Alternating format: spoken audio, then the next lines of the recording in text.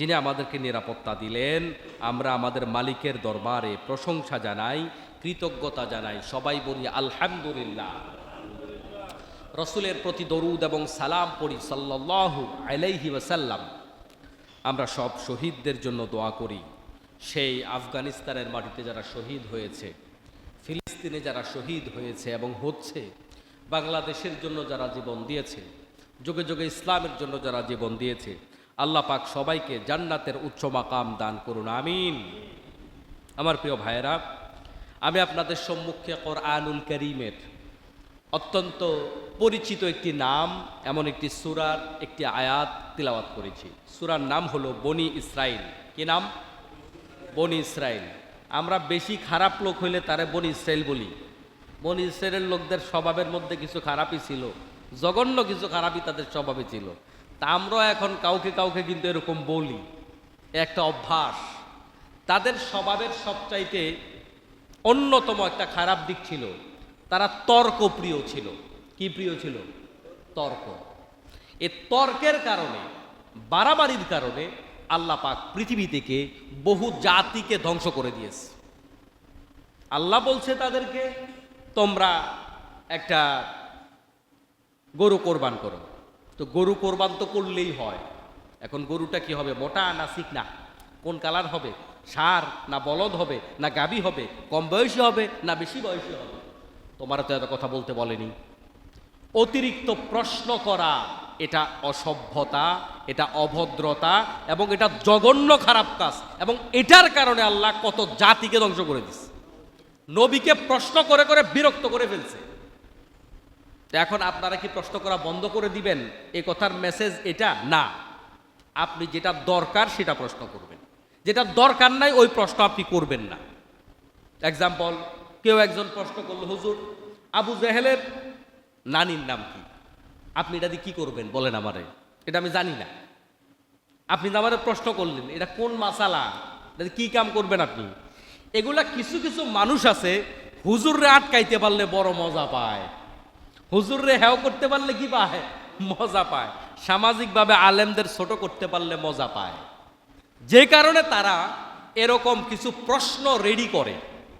আমাকে কোনো একদিন, আজ থেকে 15-20 বছর আগে, হঠাৎ করে একজনে বলল যে বলেন তো কোন সূরার শুরুতে বিসমিল্লাহ নাই? এই প্রশ্নটা খুব কঠিন না, কিন্তু তৎক্ষণাৎ আমি ভুলে গেছি, আমি তখনও ছাত্র। তো যিনি প্রশ্নকর্তা তিনি কি মহাজ্ঞানী? আসলে বিষয়টা এরকম ছিল না। আর আমার থেকে জানতেও প্রশ্ন করে নাই, প্রশ্ন করছে আমার আটকানোর জন্য। তো উনি কি খুব ভালো জানেন? না। এই যে কাউকে আটকাবার জন্য প্রশ্ন করা, এটা আল্লাহ পাকের গজবের কারণ, ধ্বংসের কারণ। এই নামকরণের শুরুতে এই প্রাথমিক কথাগুলো এই জন্য বললাম, আমরা এখান থেকে মেসেজ দেব, কাউকে কিছু জানতে চাইব জানার জন্য, লজ্জা দেওয়ার জন্য নয়। সমাজের কিছু মানুষ তো এমনও আছে যারা আলেমরা একটু সুন্দর জামা গায়ে দেখ এইটাও পছন্দ করে না। হুজুর গাড়িতে চড়ে দামিতে, এটা হইতেই পারে না। চিন্তা ভাবনা হলো এরকম, ইমাম, মুয়াজ্জিন, খাদেম, খতিব টাকা পয়সা দিয়ে রাখছি না, তো আমার কথা মতো চলবে না। জামা আমার চেয়ে সুন্দর হবে, আমার চেয়ে ভালো খাবে, আমার চেয়ে ভালো পড়বে, এটা সমাজের একটা শ্রেণী পছন্দ করে না। অর্থাৎ তারা ইমামকে আন্ডারে রাখতে চায়। অথচ বিশ্বনবী সাল্লাল্লাহু আলাইহি ওয়াসাল্লাম বলেন, ইমাম বানানো হয়েছে আনুগত্য করবার জন্য। ইমাম মানে নেতা, তাকে মেনে গোটা সমাজ চলবে, বলেছেন মুহাম্মাদুর রাসূলুল্লাহ সাল্লাল্লাহু আলাইহি ওয়াসাল্লাম। এখন আপনি আমি যদি রাসূলের উম্মত হই, ওই সুন্নাত মানার দরকার আছে না নাই? ওই সুন্নাত মেনে চলতে হবে। ইমাম ভিত্তিক যদি সমাজ হয়, দেখবেন ওই সমাজে অন্যায় কমে যাবে। কারণ যিনি সমাজের মেম্বার, মসজিদের ইমাম কিংবা খতিব, ওই লোক বিচার করলে দুই পাশ থেকে গোশ খাইয়া একদিকে রায় দেয়া, এটা তুলনামূলক সম্ভাবনা কম। আপনি খোঁজেন তো এই সমাজের ভিতরে অপরাধীদের তালিকা করেন, হুজুররা খুব ভালা, বিষয়টা এরকম বলছি না, কিন্তু তারপরও অ্যাভারেজ হিসাব করেন, মদখোরের তালিকা করেন, সুদখোরের তালিকা করেন, কারা বউ পিডায়, কারা পিতামাতার অবাধ্য, কারা সমাজে ঝগড়া লাগায়, কারা সমাজের মধ্যে ফেতনা বাজায়। আপনি খারাপ লোকের তালিকা করেন, তো খুনির তালিকা করেন, ঘুষখোরের তালিকা করেন, আপনি খুঁজা দেখবেন সবটা মিলায় যদি মানদরি 100, হুজুর পাইবেন বা আলেম ওলামা মাদ্রাসা রিলেটেড 10% সর্বোচ্চ, 90% তার বিপরীত। হুজুর নাই এটা আমি বলবো না, এখানে 10% আছে, তো থাকবেই তো। হুজুররা কি নবী নাকি? নবী ছাড়া কেউ ভুলমুক্ত আছে নাকি? কেউ কোনো মানুষ আবার মনে করে যে হুজুর ভুল করবে কেন? করবে হুজুর ভুল করবে, কারণ হুজুর নবী না। যদি ভুল না করে তো নবীর মতো মাসুম হয়ে যাব, তাই না? অতএব আমাদের সবার ভুল আছে, আপনাদেরও আছে, ইমামেরও আছে, খতিবেরও আছে, সবার আছে। কিন্তু আমি কতখানি আল্লাহ পাকের ভয়ে গুনাহমুক্ত থাকার চেষ্টা করলাম, আল্লাহ শুধু ওইটাই দেখবে, কিন্তু গুনাহমুক্ত আমরা কেউ না, ঠিক কিনা বলেন? আল্লাহ তাআলা এই সূরার আয়াতের মধ্যে বলেন, ওয়াকাদা রাব্বুকা আল্লা তা'বুদু ইল্লা ইয়্যাহু ওয়া বিল ওয়ালিদাইনি ইহসানা। ওয়াকাদা রাব্বুকা, আল্লাহ পাক রায় দিচ্ছেন। আমরা কাজী শব্দটা বাংলায় ব্যবহার করি না। কাজী মানে কি? যে বিয়া পড়ায় তারে কাজী কয় বাংলাদেশে, তাই না? আসলে কিন্তু শরীয়তের পরিভাষায় কাজীর মূল অর্থ যেটা, কাজী মানে হচ্ছে যিনি ফায়সালা করেন, বিচারপতি, তাকে কাজী বলা হয়। তো বিচারালয় থেকে যখন বিচারপতি কোনো রায় দেয়, তার বিরুদ্ধে কোনো এমপির কথা বলার সুযোগ আছে? নাই। কোনো বড় সরকারি কর্মকর্তা, কোনো মন্ত্রী, তার বিরুদ্ধে যদি আদালত রায় দিয়ে দেয়, ওই রায়ের বিরুদ্ধে কথা বলার ক্ষমতা তার নাই। তার মানে আদালতের রায় হলো সবচাইতে দামি আদেশ। দুনিয়াতে যত আদেশ আছে, সকল আদেশের মধ্যে আদালতের বিচারপতির আদেশ হলো সবচেয়ে দামি আদেশ। এই আদেশের উপরে কারোর কোনো কথা খাটে না। দুনিয়াতে আল্লাহ পাক রব্বুল আলামিন দায়িত্বের খাতিরে আমাদেরকেও বিভিন্ন জায়গায় বিচারের দায়িত্ব দিয়েছেন, কিন্তু আল্লাহ রব্বুল আলামিন সকল বিচারকের সেরা বিচারক। আলাইসাল্লাহু বিআহকামিল হাকিমিন, আল্লাহর চাইতে আর সেরা বিচারক কে আছে? তার মানে দুনিয়াতে আপনি যাকে বিচারক মানেন তিনিও একজন বিচারক, আল্লাহ তাআলাও একজন বিচারক। সব বিচারকের বড় বিচারকের নাম হচ্ছে আল্লাহ। এখন শুনুন, আমাদের বাংলাদেশে বিচারের নামে অবিচার আছে কিনা?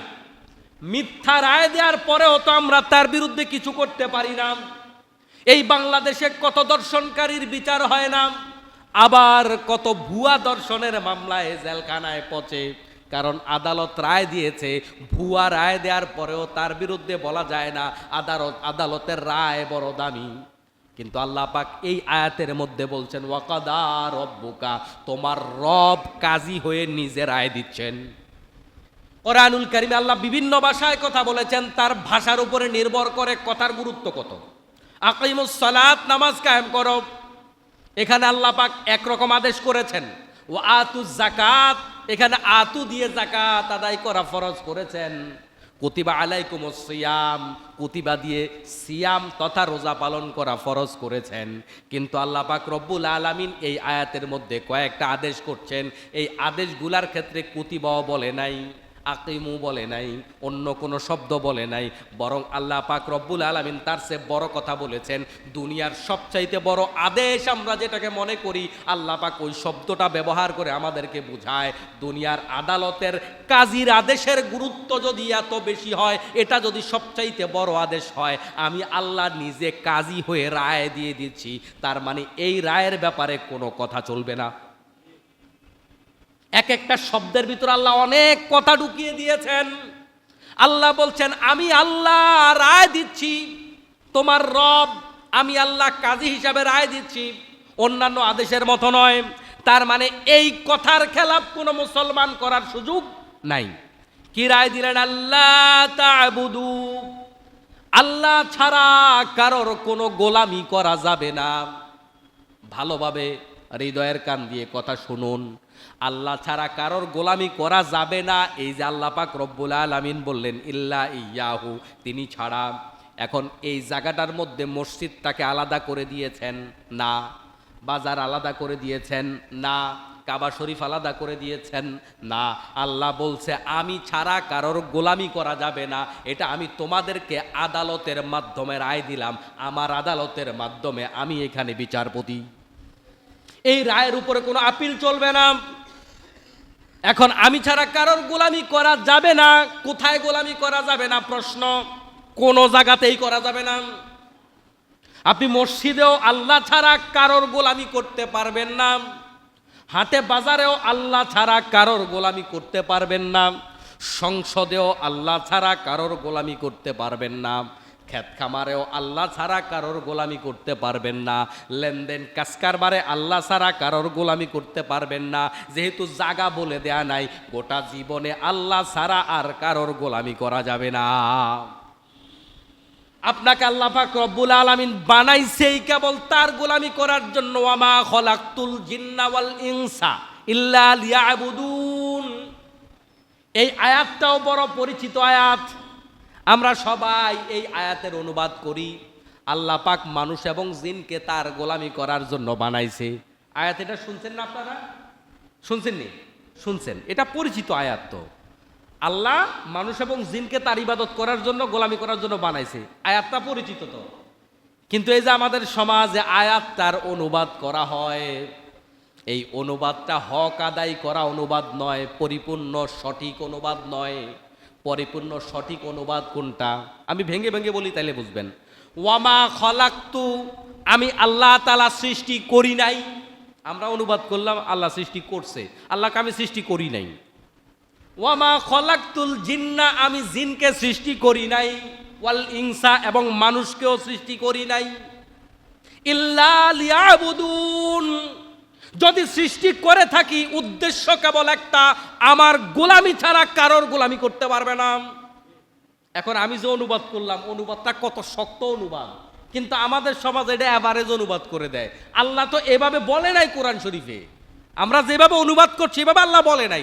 আল্লাহ বলছে মানুষ এবং জিনকে আমার গোলামি ছাড়া কারোর গোলামি করার জন্য বানায় নাই। তাহলে কথাটা কত শক্ত। আর আমি এভারেজ বলে দিচ্ছি আল্লাহ মানুষ জিন বানাইছে তার ইবাদত করার জন্য। ওই কথাটা কিন্তু বাক্যের গঠনগত দিক থেকেই দুর্বল, কিন্তু আল্লাহ দুর্বলভাবে বলে নাই, এমনভাবে খাস করেছেন। তার মানে মুমিন তার জন্ম থেকে মৃত্যু পর্যন্ত আল্লাহর গোলামি ছাড়া কারোর গোলামি করতে পারবে না, তার জন্য হারাম, হারাম এবং হারাম। তাইলে মুমিন 24টা ঘন্টা আল্লাহর কথা মনে রাখবে। এখন আপনি প্রশ্ন করতে পারেন, আমি যদি 24 ঘন্টা আল্লাহর গোলামি করি তখন ঘুমাবো কেমনে, টয়লেটে যাব কেমনে, আমার বিবিকে সময় দেব কেমনে, দুনিয়ার অন্যান্য কাজ করব কেমনে? আল্লাহর নবী সাল্লাল্লাহু আলাইহি ওয়াসাল্লাম তার পরিবার পরিজনকেও সময় দিছে। আল্লাহর নবী লেনদেন করেছে, ব্যবসা বাণিজ্য করেছে, আল্লাহর নবীও ঘুমাইছে।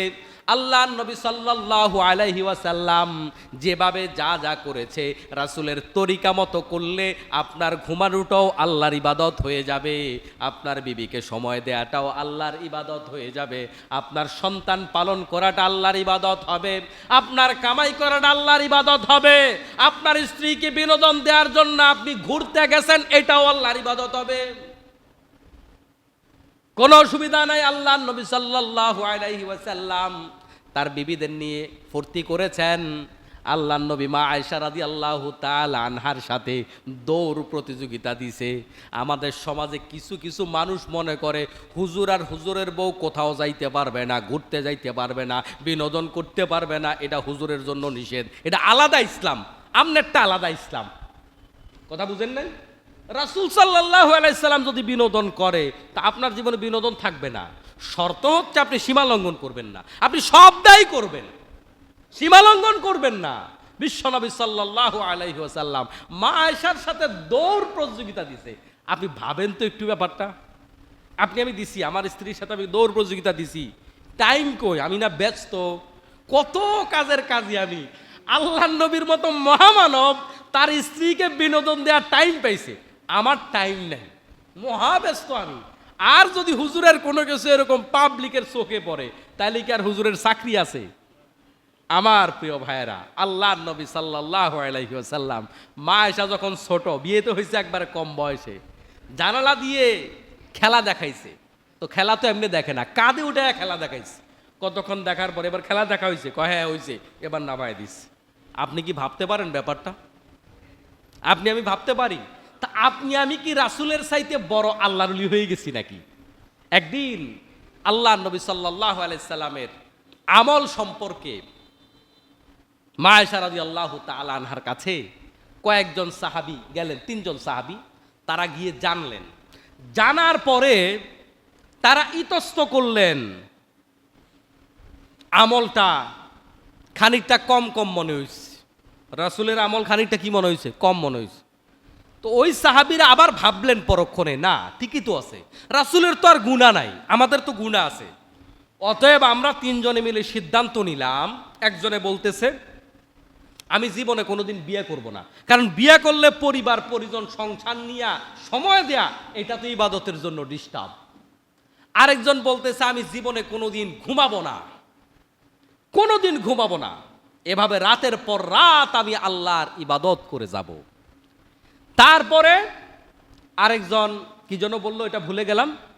তো তিনজনে তিনটা ইবাদতের কথা বলেছেন। একজনে বিয়ে শাদী করবে না, ও একজনে ঘুমাবে না, ও আরেকজনে জীবনে কোনোদিন রোজা ভাঙবে না। কি করবে না?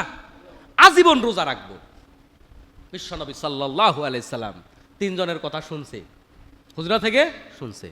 শোনার পরে আল্লাহর নবী তাদের কথা শুনে খুশি হয় নাই, রেগে গেলেন।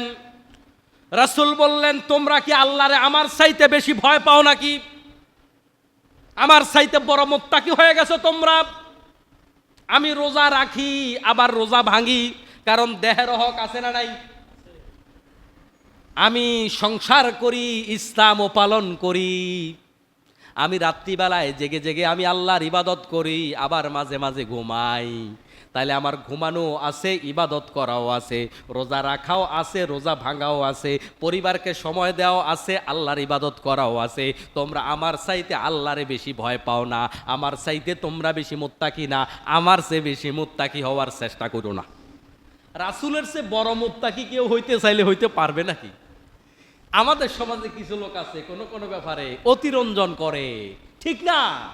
আপনি আমি রাসূলের চেয়ে বড় আল্লাহ ওলি হইতে পারবো না। আখলিস দীনাকা ইয়াকফিকাল আমালুল কালিল, এই হাদিসটা আমাদের এখন তো মোড়ে মোড়ে নুরানি মাদ্রাসা, নুরানি মাদ্রাসা যে হাদিস পড়ায়, 1 নাম্বার হাদিস এটা পড়ায়, শুনতে শুনতে এটাও মোটামুটি কমন হাদিস, সবাই আমরা জানি। ঈমান খাঁটি করো, আমল কমেই যথেষ্ট হয়ে যাবে। এই হাদিস বড় গুরুত্বপূর্ণ। আপনার হৃদয় আল্লাহর জন্য কতটা নিবেদিত, আপনি রাসূলের সুন্নাহ মাফিক কতটা আমল করেছেন, এটা গুরুত্বপূর্ণ ব্যাপার। আমল কত বেশি করেছেন এটা গুরুত্বপূর্ণ ব্যাপার নয়। আপনার আমলের ভিতরে ইখলাস ছিল কিনা, একাগ্রতা ছিল না মানুষকে দেখাবার জন্য করেছেন, এটা গুরুত্বপূর্ণ। আর আপনার আমলটা রাসূলের সুন্নাহ তরিকা মতো হয়েছে কিনা, এটা গুরুত্বপূর্ণ বিষয়। আমার মুসলমান ভাইয়ের, আল্লাহ রাব্বুল আলামিন রায় দিয়ে দিলেন আল্লাহ ছাড়া কারোর গোলামি করা যাবে না। এবার নিজের জীবনের সাথে মিলান, জুমার নামাজ কানসুক করার জন্য নয়, আমি যা করি এগুলার দ্বারা আল্লাহর ইবাদত হয় কিনা। তাহলে আমি কামাই করতে গেলে আমি হারাম হালাল বেঁচে চলবো। আমাদের সমাজের মানুষের 90% বা তার চাইতে বেশি মানুষের এখন এই রোগে রোগাক্রান্ত মানুষগুলো, সেটা হলো হালাল হারামের বিচার করে না, মানুষের টাকা পকেটে ঢুকাইতে চিন্তা করে না। এই সপ্তাহে একটা লোক আমার থেকে প্রতারণা করে কিছু টাকা নিয়ে গেছে। এই প্রতারণা করে টাকা নেয়া, অনলাইন প্রতারণা, অফলাইন প্রতারণা, অনলাইন বিজনেসের নামে প্রতারণা।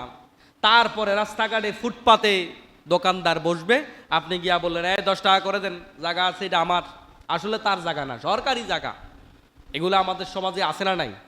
সাভারে নাই, তবে সারা বাংলাদেশে আছে তো, না নাই? এটা যে হারাম কেউ কি চিন্তা করে? আবার কেউ মনে মনে কষ্ট পাইবে, হুজুর তো আমার বিরুদ্ধে কইছে। প্রিয় মুসলমান ভাই, আল্লাহর ঘরে বসে আল্লাহর নামের শপথ নিয়ে বলি, আপনাকে কষ্ট দেওয়া মোটেও উদ্দেশ্য নয়। যখন আপনার বোধোদয় হবে আমি হারাম খেয়েছি, পরের হক খেয়েছি, ওই মানুষটার টাকা ফেরত দেওয়ার জন্য আর সময় পাবেন না। জাহান্নামে যাওয়ার জন্য এই 2 টাকার চাঁদাবাজি যথেষ্ট হয়ে যাবে। জান্নাতে যেতে চান, 1 নম্বরের আমল হলো ঈমানের পরে হারাম ছেড়ে দেন, পরের হক খাওয়া ছেড়ে দেন। আপনার ফুফুর হক যদি আপনার কাছে থাকে আপনি দিয়ে দেন, আপনার বাবা মারা গেছে আপনার বোনের হকগুলো আপনি দিয়ে দেন। এখানে ফাজলামি করবেন না। আপনি বাবা হিসাবে মেয়ের সম্পদ ছেলের নামে লিখে দিবেন না, এক ছেলেরটা আরেক ছেলের নামে লিখে দিবেন না, কারোর সাথে রিক্সাওয়ালার উপরে জুলুম করবেন না। ভাড়া একটা আপনি আরেকটা দিচ্ছেন, বাসে ওইটা উল্টাপাল্টা করছেন, আপনি ট্রেনে ওঠার সময় ভাড়া দিচ্ছেন না। বিভিন্ন জায়গায় আমরা পরের হক নষ্ট করি। প্রিয় মুসলমান ভাইয়েরা, জান্নাতে যাওয়ার জন্য বাধা হয়ে যাবে শুধু 10 টাকা পরের হক। কাউকে ফাঁকি দিয়ে যদি খেয়ে থাকেন, আপনার জান্নাতে যাওয়ার জন্য 100% এটা বাধা হয়ে যাবে, আর কিচ্ছু লাগবে না, এই 10 টাকাই যথেষ্ট। নামাজ, রোজা, হজ, যাকাত আর বাকি কত কি না কামল আছে, আল্লাহ পাক চাইলে হাজার হাজার ফরজ ইবাদত ছেড়েছেন, সব আল্লাহ পাক আপনার গোপনে মাফ করে দিতে পারে, শুধু পরের হকটা আল্লাহ পাক মাফ করবে না।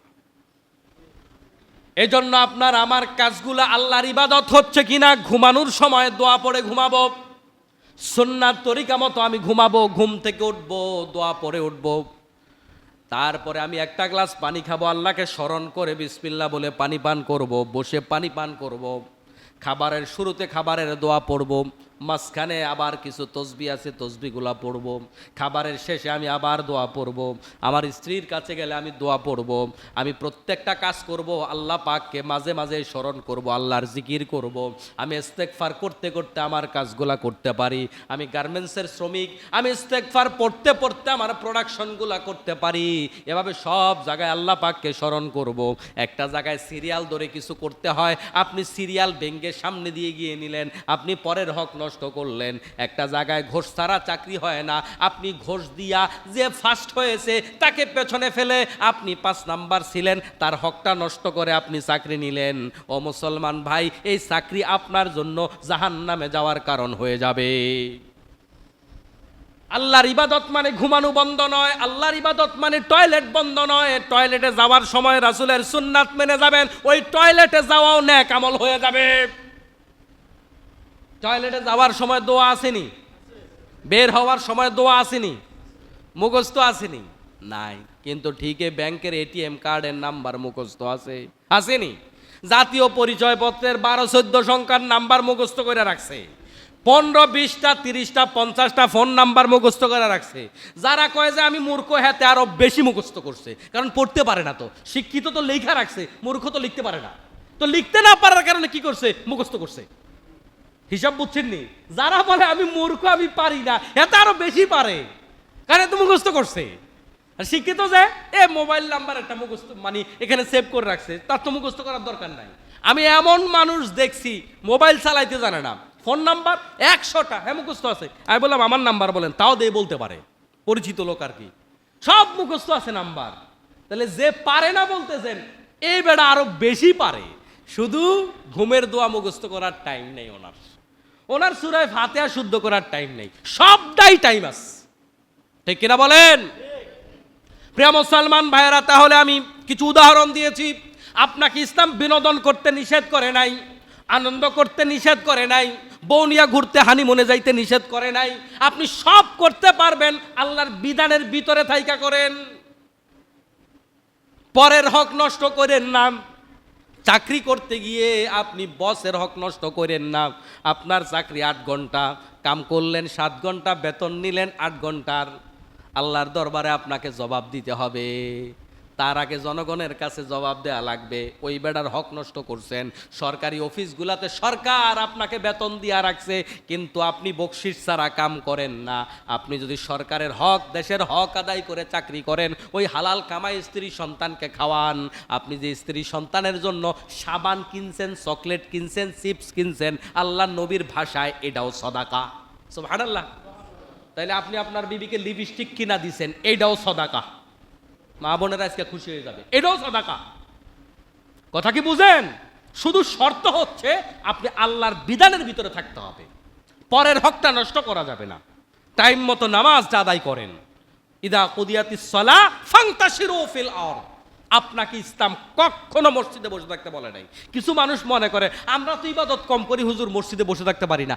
আপনারে বসে থাকতে বলে নাই তো, মসজিদ থেকে বের হয়ে যাও ইবাদত, মসজিদে বসে থাকা ইবাদত নয়। ফাইদা কুদিয়াতিস সালাহ ফান্তাশিরু ফিল আরদ। আল্লাহ বলছে যখন নামাজ শেষ হয়ে গেল তখন তোমরা বের হয়ে যাও জমিনে। তাইলে বের হওয়া ইবাদত না থাকা ইবাদত, কোনটা? আল্লাহ বলছে বের হইতে, না বসে থাকতে বলছে? তো আল্লাহ যেহেতু বের হইতে বলছে, তাহলে বোঝা গেল বসে থাকা ইবাদত নয়, বের হয়ে যাওয়া ইবাদত। ওমর রাদিয়াল্লাহু তাআলা একদিন মসজিদে ঢুকে একবেলা একটা লোকেরা দেখে নামাজের পরে বসে রয়েছে। ওমা পরের ওয়াক্তে দেখে এখনো পর্যন্ত বসে রয়েছে, তারপরের ওয়াক্তে দেখে এখনো পর্যন্ত বসে রয়েছে। ওমর তো মুখের আগে হাত চলে, বুঝেন না? আর একটা বার যদি আর এক ওয়াক্তে তোমারে দেখি না, পশ্চাৎ দেশ লাল করে ফেলবো, মসজিদ থেকে বের করে দেবো বেটা ধাক্কাইয়া। কে বলছে তোমারে কাম না করে বসে বসে জিকির করতে? কয় হুজুর আমি তো জিকির করি। তোমার বলছে নাকি? আল্লাহ বলছে বেটা বাইর হও। আল্লাহ বলতেছে বের হইতে, আপনারে বসে থাকতে কে বলছে? বেকারত্ব সমাজের জন্য অভিশাপ। আপনি কাম না করে মসজিদে বসে থাকবেন, এটা ইসলাম এলাও করে না। আপনি কাজ করে খাবেন। আল কাসিবু হাবিবুল্লাহ। আপনি মনে করতেছেন আমি যে 24 ঘন্টা কাজ করি, এই কাজ করলে কি হুজুর ইবাদত হয়? রাসূল বলে আল কাসিবু হাবিবুল্লাহ, যে কাজ করে খায় সে আল্লাহর বন্ধু। তাহলে বোঝা গেল কাজ করাও ইবাদত। আমাদের মা বোনেরা অনেক সময়, আমার ঘরেও তো বিবি আছে, এরা মাঝে মাঝে, যেমন রমজান মাস গেল, মাঝে মাঝে বিরক্ত হইয়া কয় আপনারা তো 20 রাকাত পড়ে আসছেন তারাবি, বাচ্চা কাচ্চার আওয়াজে চিল্লায় বাল্লায়, তো আমি তো 5 রাকাত 6 রাকাতও পড়তে পারি নাই। আমি তো তোমার পড়া লাগবো না, তুমি যা পড়ছো তাতেই আল্লাহ সওয়াব দিবে। বাচ্চা কাচ্চা যে সামলাইছে সওয়াব আছে না নাই? সওয়াব আছে না নাই? আছে তো। এখন 10টা 11টা পর্যন্ত যদি তার বাচ্চা সামলানো লাগে, সে আমার মতো 20 রাকাত নাও পড়তে পারে। যতটুকু পড়েছেন আর বাচ্চাদের জন্য যা করেছেন, আপনার আমার জন্য পাক শাক করছেন, এই সবটাই তার জন্য নেক আমল হিসাবে গণ্য হয়ে যাবে। সুবহানাল্লাহ। রক্তাক্ত হয়ে যে মা সন্তান দুনিয়ার মুখ দেখালো, ওই মা জিহাদের ময়দানে পরিশ্রম করলে, যুদ্ধ করলে যে সওয়াব পেত, আল্লাহ রাব্বুল ইজ্জত তার আমলনামায় সে মাপের সওয়াব দিয়ে দিবে। সুবহানাল্লাহ। এজন্য যে সমস্ত মা বোনেরা পরিবারের কাজ করতে গিয়ে স্বামীর উপর অভিমান দেখান, আমি তো সেভাবে পারি না, তুমি আবার 40 দিনের জন্য চিল্লায় গেছো, আমারই কষ্ট করা লাগলো, রমজান মাসে তুমি 10 দিনের জন্য ইতিকাফে গেছো, আমারই কষ্ট করা লাগলো, তুমি আবার উমরা করতে গেছো, 40 দিন আবার হজ করে আসছো, আমারই কষ্ট করা লাগলো, কষ্ট সব আমার করা লাগে। যাদের ইবাদত করার মানসিকতা আছে, অনেক মা বোনেরা এরকম ছাড়া কোনো ছায়া থাকবে না সেই হাসরের মাঠে। 7 শ্রেণীর লোকদেরকে আল্লাহ পাক রব্বুল আলামিন ভিভিআইপি মর্যাদায় আরশের ছায়ায় জায়গা দেবেন। ওই জায়গায় কেউ যেতে পারবে না, ওখানে 1 নাম্বার চেয়ারে থাকবে যারা ন্যায় বিচার করেছে। তাইলে আপনি কাউন্সিলর, আপনি চেয়ারম্যান, আপনি থাকবেন আল্লাহর আদালতে 1 নাম্বার চেয়ারে। সুবহানাল্লাহ। কে বলেছে আপনি ইবাদত করার টাইম নাই? আপনার এই মেম্বারি, চেয়ারম্যানগিরি, আপনার এই মেয়রগিরি, এমপিগিরি, এই সবটা জান্নাতে যাওয়ার কারণ। আর ওইটারে কাজে লাগায় যদি রডের জায়গায় বাঁশ দেন, 3 ইঞ্চি, ঢালাইয়ের জায়গায় 2 ইঞ্চি দেন, সিমেন্ট না দেন, বালি দিয়া মাইরা দেন, তাহলে এই সবগুলা জাহান্নামে যাওয়ার কারণ হবে।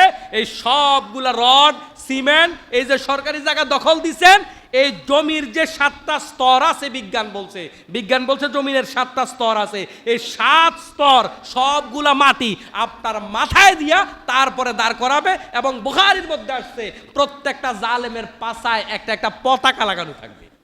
কি লাগানো থাকবে? এই যে ইউ আর জালেম, একটা পতাকা থাকবে। জালেম মানুষ যেন সবাই দেখে। আরই কারণ কোনো মানুষকে মারলে যতটা না ব্যথা পায়, যখন আশপাশ থেকে কেউ ভেঙ্গায় তখন ব্যথাটা আরো বেশি লাগে। ঠিক নি কথাটা? মায়ের ব্যথার চাইতে ভেঙানোর ব্যথা বেশি। তো এই জন্য একা একা আল্লাহ সাজা দিলে ব্যথা জানা লাগবে। জনগণ যদি দেখে, ও আচ্ছা আমাদের এমপি সাহেব গমচোর, আমাদের চেয়ারম্যান সাহেব ডাল চোর, আলু চোর, এখন ব্যথা এমনি সাজা দিলে যতটা না লাগবে, যখন সব কর্মীরা দেখবে ব্যথাটা আরো বেশি লাগবে। আর ওইটা দেখানোর জন্য আল্লাহ পাক ওদের পেছনে একটা একটা করে পতাকা দিবে, এই বেটা জালেম। আর মাটিগুলা, সিমেন্টগুলা, রডগুলা যা যা খাইছে সবগুলা মাথায় দিবে। কোথায় দিবে? এখন কথা হইলো মাথায় দিলে দাঁড়াবে কেমনে, সেইটা আল্লাহ জানে কেমনে দাঁড়াবে। আল্লাহ সেই ব্যবস্থা করবে, কিন্তু তার মাথায় দেওয়া হবে।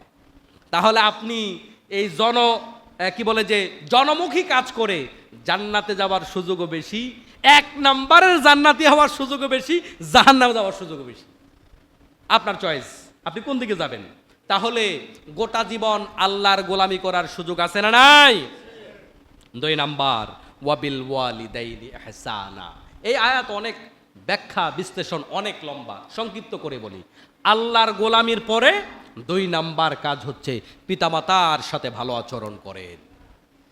বিশ্বনবী বলেন, হুমা জান্নাতুকা ওয়া নারুকা, তারা তোমার জন্য জান্নাত, তারা তোমার জন্য জাহান্নাম। তারা সন্তুষ্টি আছে, তোমার জান্নাত নিশ্চিত হয়ে গেছে। তারা অসন্তুষ্ট, তুমি যত বড় তাহাজ্জুদ গুজার হও না কেন, তোমার জান্নাতের কোনো সুযোগ নাই। তাহলে জান্নাতে যেতে হলে পিতামাতারে সন্তুষ্ট রাখতে হবে। এক কথায় বলে দিয়েছে রাসূল, তারা জান্নাত, তারা জাহান্নাম। এখন আমার সামনে যারা আমরা বসে আছি, আমি এর আগেও একটা জুমায় বলেছিলাম যে পিতামাতার অবাধ্য হওয়া যাবে না। আমরা একটা বিষয় খেয়াল করি, মাঝে মাঝেই এখনকার যুগের বাচ্চারা দেখবেন দুষ্টামি একটু বেশি করে না? আমরা কি দুষ্টামি করলে বাচ্চাদেরকে ফেলে দেই? না। আমরা কি দুষ্টামি করলে বাচ্চাদেরকে ঘর থেকে বের করে দেই? না। এই জ্বালাতন আপনার আমার বাচ্চারা আমাদেরকে করে, তারপরেও তাদের বরণ পোষণ আদর সবই তো ঠিক আছে। তাহলে এই জ্বালাতন করেই তো আমি আমার বাবার ঘরে বড় হয়েছিলাম। এই জ্বালাতন তো আমার বাবা সহ্য করছিল। এখন বুড়াকালে আপনি একটুখানি জ্বালাতন সহ্য করবেন না? করতে হবে, করতে হবে। মানুষ যখন বৃদ্ধ হয়ে যায় তখন ছোট বাচ্চাদের মতো অযৌক্তিক আবদার করে, ছোট বাচ্চাদের মতো অযৌক্তিক কথা বলে, ছোট বাচ্চাদের মতো রাগ দেখায়। ছোট বাচ্চারা, আমাদের ছোট ছোট বাচ্চারা খাইতে বসছে, তরকারি পছন্দ হয় নাই, ধরেন একটা প্লেট ভেঙে ফেললো, আপনি কি করেন? কখনো কখনো এরপরেও হাসি দেন, ক্ষতি হয়েছে, মনে কষ্ট পাইছেন, তারপরেও হাসি দেন। খাইতে বসছেন, প্রচণ্ড দেরি হয়ে গেছে, আজকে মায়েরা বোনেরা কাজ করতে করতে আসর হয়ে গেছে, মাগরিব ঘনায় গেছে, তখন জোহরের খাবার দুপুরের খাবার খাইতে বসছেন, খাবারের প্লেটের মাঝখানে দিছে প্রস্রাব করে, মেজাজটা কত খারাপ হয়। বাচ্চারে কেউ কি আচার দিয়ে ফেলে দিছি? না। খাবারের প্লেটে প্রস্রাব করে না বাচ্চারা? করে তো। এখন তাহলে আপনার বাবা, আমার মা, তাদেরকে এই জ্বালাতন করেই তো আমরা বড় হয়েছি কি না? তাহলে এখন যদি বলেন যে হুজুর আপনি বুঝবেন না, আমার আব্বা আম্মা বড় খারাপ হোক আর ভালো হোক, আল্লাহ পাক রব্বুল আলামিন তার রাসূলের মাধ্যমে শর্ত দিয়েছেন, এরা অসন্তুষ্ট হলে সোজা জাহান্নাম। এবার তোমার দায়িত্ব, কেমনে তুমি খুশি করবা, কেমনে তাদেরকে খুশি করবা, তোমার দায়িত্ব। এটা কোনটা বলে পারবা? বাচ্চারা যখন ঘুমায় না, ঘুমাইতে চায় না, খাইতে চায় না, কতক্ষণ মোবাইল দেই, কতক্ষণ বাবা ডাকি, সোনা ডাকি, কি করা দরকার, কতক্ষণ দুলাই, কতক্ষণ কলিনিয়া খাওয়াই, কোনটা করলে খাবে, কোনটা করলে ঘুমাবে, সেটাই আমি করি। এখন আপনার বাবা মারে খুশি রাখার জন্য যেহেতু জান্নাতে যাওয়া দরকার, নাকি অল্প স্বল্প দরকার? জান্নাতে যাওয়া কি অল্প দরকার, না যাইতেই হবে? আর পিছনে যারা বললেন না দরকার 50-50, যাওয়া লাগবে তো। যদি যাওয়াই লাগে তাহলে আপনার আমার সন্তানকে আমি যেমনি ম্যানেজ করি, এখন আপনি কোনটা বলে ম্যানেজ করবেন? এটা কি গল্প শোনায় ম্যানেজ করবেন? আমি দেখছি অনেক বুড়া মুরব্বীরা গল্প শুনতে পছন্দ করে, বাচ্চাদের মতো কথা বলতে পছন্দ করে। কথা বলার মতো তাদের কাছে লোক বসে কম, কারণ বুড়া হইলে কথার মধ্যে রসকস কমে যায়, মুখে দুর্গন্ধ হয়, পরিচ্ছন্নতা কমে যায়, বিভিন্ন কারণে সমাজে অচল হয়ে যায়। দোকানে বসলে দোকানদার কয় ছাঁচা এনে খ্যাটখ্যাট করেন না তো আপনি মসজিদে যান, আপনি হেনে যেয়ে বয়ে থাকেন, আসেনি? তাহলে এই সময় তারা একটু সঙ্গ খোঁজে। এবার আপনি কি ভালোবাসা দিয়া পারবেন, গান গায়া পারবেন, নাকি আপনি একটু ভালো খাবার দিয়া পারবেন? কোনটা দিয়া পারবেন ওইটা দিয়া খুশি করেন। খুশি করে জান্নাতে যাওয়া লাগবে, খুশি করা ছাড়া জান্নাতে যাওয়া যাবে না। তাহলে আমরা এই দায়িত্ব পালন করবো তো ইনশাল্লাহ। আল্লাহ তাআলা আমি সহ আমাদের সবাইকে পিতামাতাকে সন্তুষ্ট করে কবরে যাওয়ার তৌফিক দান করুক, আমিন। যুব সমাজকে বলবো, ছোট অনেক সোনামণিরা জুমার নামাজে আসে, তোমাদেরকে বলবো আল্লাহর দোহাই লাগে, পিতামাতাকে ধমক দিয়ে কথা বলিও না, পিতামাতার সাথে খারাপ আচরণ করিও না। রাগের বশে কেন বাইক কিনে দেয় না, কেন কক্সবাজার যাওয়ার জন্য দিচ্ছে না, কেন আমার স্কুলে সবাই যাবে শিক্ষা সফরে আমারে কেন দেয় না, তোমার বাবা রিক্সা চালায়, তোমার তো নুন আনতে পান্তা বুড়ায়, তোমার বাবা কক্সবাজার যাওয়ার জন্য 5,000 টাকা কেমনে দিবে? ওই বাবারে ধমক দিয়ে তুমি একজন ছাত্র 5-এ 6-এ 8, 9, 10-এ পড়ো, তুমি তোমার বাবাকে ধমক দিয়া তোমার জীবনে অন্ধকার নামায় আইনো না। বাবা মায়ের সাথে খারাপ ব্যবহার করিও না, শপথ নাও যতদিন বেঁচে থাকবো পিতামাতার সাথে খারাপ ব্যবহার করব না। আগে পিতামাতাকে খাইতে দেব, তারপরে আমি খাবো। আগে কাকে খাইতে দেব? ঘরে কিছু নেওয়ার পরে আমরা যারা পরিবার সংসার চালাই, আগে কাকে খাইতে দেব? নিয়েই কি আপনার ছেলেকে দেবেন আগে? না, আমি আমার পিতামাতাকে আগে খাওয়াবো, তারপরে আমার ছেলে সন্তানরে খাওয়াবো। এটা যদি করতে পারেন আপনার ছেলেও আপনারে খাওয়াবে। হ্যাঁ, আমরা কি করি? আগে নিয়ে নিজের ছেলে পেলেরে দেই, পিতা মাতারা দেই না। আপনি যে আপনার পিতা মাতারা দেন নাই, এটা আপনার ছেলে মেয়ে শিখছে, এটা আপনার উপর প্রয়োগ করা হবে। কিন্তু আপনি এখন যদি পিতা মাতারে গুরুত্ব দিতে পারেন, ওই আপনার ছেলে বড় হয়ে ওটা মনে রাখবে, জি আমার পিতা মাতা আমাকে শিখিয়েছে আগে বাবা মাকে খাওয়াইতে হয়। আগে কাকে খাওয়াইতে হয়? তাহলে আমরা কাকে খাওয়াবো? বাবা মাকে খাওয়াবো। দরবারে নিয়ে যায়, ওই যে কত পীরের দরবারে নিয়ে যায়, পীরের দরবারে নিয়ে কোনোদিন খুশি করা যায় মিয়া? হুজুররারে খাওয়াবেন, হাদিয়া যে কাউকে খাওয়াইলে সওয়াব হয়, কিন্তু আপনি হুজুররে খাওয়াইয়া খুশি করতে পারবেন? জীবনেও পারবেন না। টাকা দিয়া খুশি করতে পারবেন? আপনি 100 গ্রাম আঙ্গুর নিয়ে যান, নিজের হাতে পিতা মাতারা দেন, বলেন তো খুশিটা কি পরিমাণ? বিশাল খুশি। সামান্য একটা জামা কিনে দিছেন, একটা লুঙ্গি কিনে দিছেন, বলেন তো খুশিটা কেমন?